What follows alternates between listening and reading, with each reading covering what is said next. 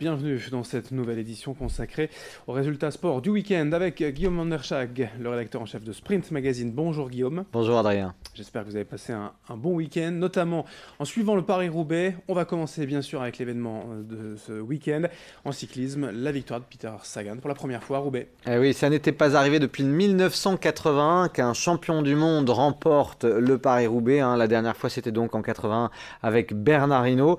Mais c'est un juste retour des choses pour Peter Sagan, qui est triple champion du monde en titre, 2015, 2016, 2017. Il a remporté plusieurs fois le maillot vert sur le Tour de France. Il a remporté de nombreuses classiques. Il a remporté encore Gand-Wevelgem il y a une quinzaine de jours. Donc c'est vraiment l'épouvantail du cyclisme international. Et c'était un juste retour des choses qu'il remporte la reine des classiques, l'enfer du Nord, qui a tenu sous toutes ses promesses.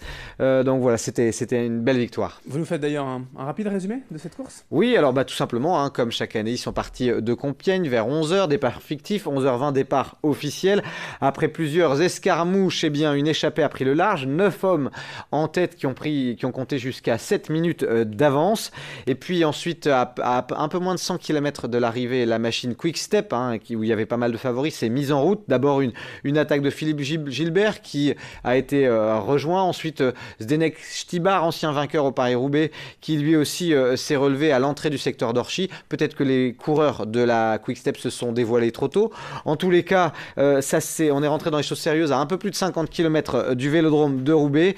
C'est Peter Sagan, jusque-là bien à l'abri, qui est entré dans la danse. Il a attaqué à 54 km de l'arrivée en réponse à une accélération du tenant du titre, Greg Van Avermaet. Et puis, il est remonté sur les derniers échappés. Il a trouvé d'ailleurs, en la personne du jeune Suisse Sylvain Dillier, échappé dans l'échappée matinale, un allié de circonstance. À deux, ils ont su résister au retour des autres protagonistes, notamment du Hollandais Niki Terpstra. Et puis, ils ont fini par arriver avec un petit matelas d'avance au niveau du Vélodrome de Roubaix. Et forcément, il s'est imposé au sprint. Peter Sagan, il était un niveau au-dessus.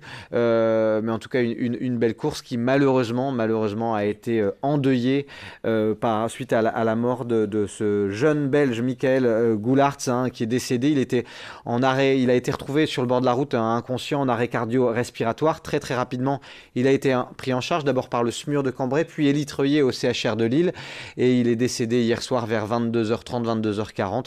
Donc c'est un coup dur pour le cyclisme, à chaque fois qu'il y a un décès comme ça, en plus 23 ans, très jeune. C'était son premier Paris-Roubaix, et ce cycliste s'en est allé. La fête est effectivement un peu gâchée malheureusement. Dans le reste également de ce week-end, de cette édition, du sport, du football, et puis la défaite du LOSC à Bordeaux. Et oui, Lille s'est enfoncé encore un peu plus en Gironde à l'occasion de cette 32e journée de Ligue 1. Comme face à Monaco, pourtant le LOSC avait bien démarré, un peu avant le quart d'heure de jeu. Une touche mal négociée par les Bordelais, et puis c'est récupéré par Malcuit qui sert Motiba. Le Sud-Africain ne manque pas l'opportunité d'ouvrir le score. On se dit que peut-être ce sera le match du déclic, le match de l'embellie. Et puis en première période d'ailleurs, les Girondins ne semblaient pas avoir les armes pour réagir. Mais c'est une erreur de Kofi, le deuxième gardien du LOSC, titularisé pour l'occasion par Christophe Galtier. Il a relâché un ballon. Les Bordelais en ont profité. Un but, et 3 minutes plus tard, un second but. Le véritable coup de massue pour les Dogs, qui ont rejoint les vestiaires menés 2-1. On se dit qu'en seconde période, ils vont peut-être pouvoir réagir, mais ils se sont enterrés un petit peu tout seuls avec Thiago Mendes qui a pris un carton jaune. 3 minutes plus tard, il reprend un carton jaune. Et voilà le LOSC contraint de terminer la rencontre à 10 contre 11. Dans ces conditions, c'était forcément très, très compliqué. En conséquence, on vous pose à peu près la même question toutes les semaines, mais est-ce que vous y croyez encore ? Il reste à peine 6 matchs. Je vais me mouiller sincèrement, Adrien, je n'y crois plus. En tous les cas, je n'y crois plus de manière à la régulière. Je ne pense pas que les Lillois vont réussir à se sauver. Pour être sûr de se sauver, il faudrait qu'ils remportent 4 matchs sur les 6 derniers restants. Quand on voit leurs statistiques depuis le début de saison, on a vraiment, vraiment du mal à y croire.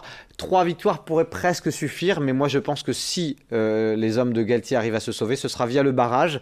Le barrage qui oppose le 18e de Ligue 1 face au 3e de Ligue 2. La seule lueur d'espoir, on le dit, on le répète, c'est que les concurrents directs du LOSC ne parviennent pas non plus à gagner. Toulouse et Troyes se sont inclinés également ce week-end. Donc Christophe Galtier l'a affirmé, il a dit ça va peut-être passer par un trou de souris.